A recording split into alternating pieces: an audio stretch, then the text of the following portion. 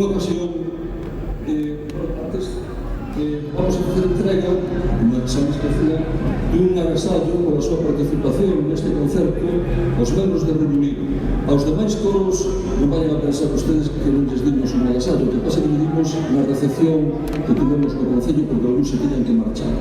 Entón, os membros de Reino Unido non recibiron o agasallo, nos gustaría que por aquí para facer o entrega.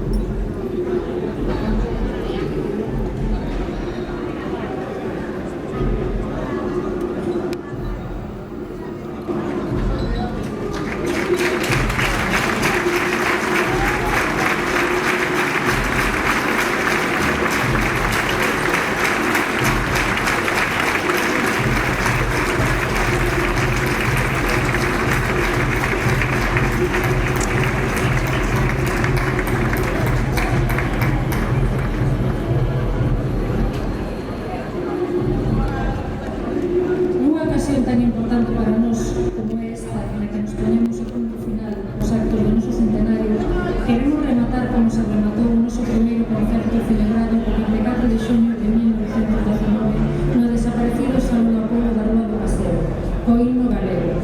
Moitas gracias, Ourense.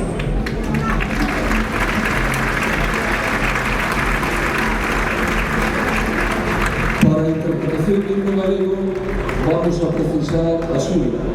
Así que vai entrar os membros do Real Coro de Tosos e Flores outra vez e os membros de Dormir para cantar todos juntos e, por suposto, que ustedes o himno galego.